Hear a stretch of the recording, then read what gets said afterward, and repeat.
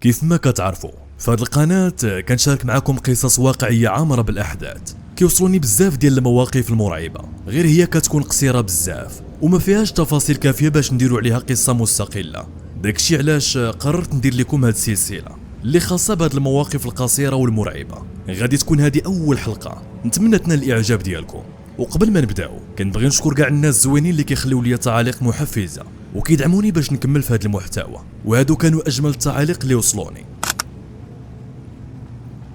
وما تنساش متابعة ولايك إلا كان كيعجبك هذا المحتوى. مشينا يلا. وقبل ما نبداو، الناس اللي كتسولني واش هذا صوتك ولا اي، لا راه ما كاين لا اي ولا والو، هذا صوتي. فاش نوصلوا ل 10000 متابع غادي ندير لكم حلقة كاملة غادي نجاوب فيها على كاع الأسئلة ديالكم.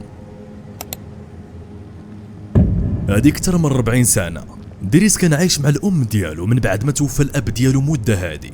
وكما كتعرفوا باللي الدوار شحال هادي الأغلبية ما كانوش كيتوفروا على الحمام أعزكم الله. فدريس خرج بالليل تقريبا مع شي جوج من بعد ما ضرباتو الفيقة وخرج برا يقضي حاجو. كيقول دريس كان واحد البوطو ديال الضو هو اللي مضوي وسط الطريق اللي كيطلع للدوار. كيقول في ديك اللحظة سمع شي واحد كيتمشى، ولكن ماشي أي مشي بصوت عالي بزاف، يعني مسابع المستحيلات أنه يكون هذا بشر. دريس في ديك اللحظة طلب باش يشوف شنو كاين، فكيشوف مرة كبيرة وطويلة بزاف. كيقول دريس باللي أول مرة يشوف داك العجب، هو تخلع وبقوة الخلعة ما بقى عارف ما يدير. الحاجة اللي بانت ليه في ديك اللحظة هي يهز الحجر ويشير عليها، ولكن كيقول في نفس اللحظة ما جا فين يشير عليها حتى شافها بعدت بزاف حيت الخطوات ديالها كانوا كبار. سي يوسف واحد من نفس المنطقة ديال دريس تقريبا، غير هو في دوار آخر، حيت ديك المنطقة كانت كتجمع بزاف ديال الدواور. وهاد القصة ديال سي يوسف تقريبا بحال الموقف ديال دريس، قصة بقات متداولة بين الناس. كيقول يوسف باللي كان هو والابن ديالو كيجمعوا واحد العشبة من الجبل سميتها أزير، باللغة العربية سميتها إكليل الجبل، ما عرفش واش تعرفوها ولا لا. المهم هي هذه اللي كتشوفوا في الفيديو. الهدف كان منها هو يحيدوها ويديروها تيبس في الشمس، ومن بعد كانوا كيدقوها ويبيعوها بالكيلو. المهم ما علينا، يوسف هو غادي في داك الجبل مع ولدو كيسمعوا شي شخير، يعني شي واحد كيشخر. غير هو الشخير ما كانش عادي، كان صوت عالي بزاف. يوسف زاد باش يعرف المصدر ديال هذا الصوت. في الاول كان كيحسب ليه واش غير شي حلوف، يعني خنزير ديال الغابه، حتى كيتفاجئ انه كيشوف مرا كبيره ناعسه بواحد المنظر مرعب بزاف. شد الفم ديال الولد ديالو ما عاودش دار موراه. شنو في نظركم نتوما؟ واش تقدر تكون نفس المراه اللي كان شافها دريس؟ وخاصكم تعرفوا باللي هادشي باقي متداول بين الناس في ديك المنطقه.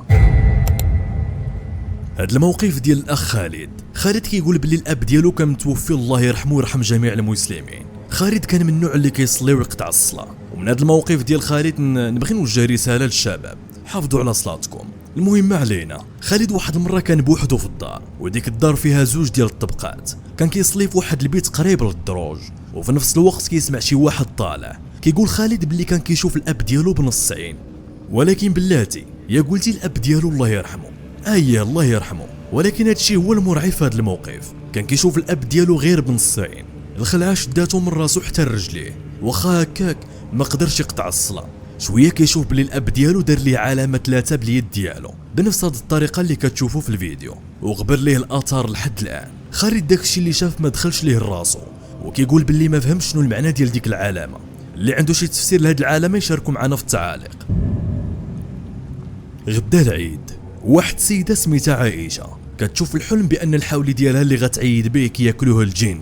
فاقت في صباح العيد مخلوعه، وفاش مشات لذاك الكراج اللي فيه الحولي ديالها كتلقى الحولي ميت. والمشكل ماشي موتة عاديه، لا، موتة بحال شي حاجه كانت كتاكلو قبل ما يموت. وانا غنرجعوا للحلم ديالها اللي كانت كتشوف. انا كنظن باللي كانت رؤيه ماشي حلم.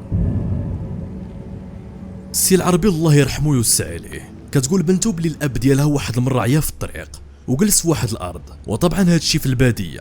كيقول لهم هو جالس تحت واحد الشجره، هز واحد العود وبقى كيخربق شي حاجه في التراب ديال ديك الارض. شويه حتى كيشوف واحد السيد جاي عنده هو وزوج ولادو. كيقول باللي الصفه ديالهم قوه الخلعه ما قدرش يكمل الشوفه فيهم. قال ليه داك السيد عندك الزهر حيت انت موضي، دابا نوض بحالك واخر مره نشوفك في هاد الارض. السي العربي ناض جمع الوقفه وعطاها بجريه وحده. هذا السي محمد كان خدام في البني مع شي ناس في واحد البلاصه، وكانوا مزروبين خاصهم يكملوها. المهم بقاو خدامين حتى بدا كيطيح عليهم الظلام. صحاب السي محمد مشاو بحالهم، وهو بقى تما في ديك البلاصه بوحدو.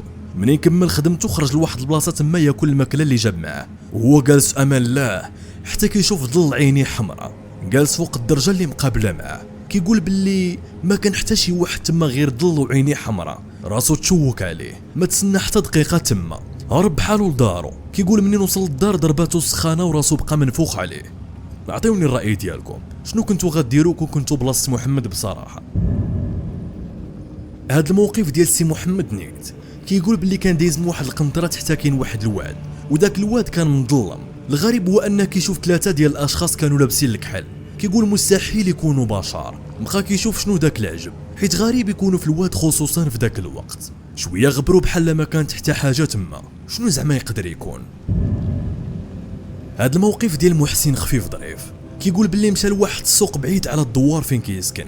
المهم مشى كمل اموره ورجع للدار، وديك البلاصه ما كانش فيها الضو نهائيا، يعني مضطر انك تمشي بالليل. هو كان شاعل الفلاش ديال التليفون. كيقول هو في الطريق حتى كيبان ليه شي مخلوق كبير وكله مشعر على شكل دائره. كيقول محسن باللي في الاول كيحسب ليه غير شي حيوان، ولكن من بعد كيكتشف انه ما عنده لا رجلين ولا راس. طبعا غيهرب وما غيبقاش تما. شنو في نظركم نتوما داك المخلوق؟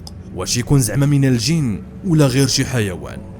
هاد الحلقه غتسالي هنا، ولا عجبتكم هاد السلسله ديال مواقف مرعبه قصيره قولوها لي باش ندير لكم الجزء الثاني. وما تنساوش تكتبوا لي المواقف المرعبه اللي وقعت لكم او الناس اللي قريبه منكم، زائد الاسم الحقيقي او المستعار في التعاليق، وغادي نديرها في الفيديو الجاي في حلقه بحال هادي. ونعاود نفكركم اللي عنده قصه حقيقيه مرعبه وبغى يشاركها مع الناس يتواصل معايا في الايميل او في الانستغرام، غادي تلقاوهم في الوصف ديال هاد الفيديو. تهلاو، نشوفكم في الفيديو الجاي.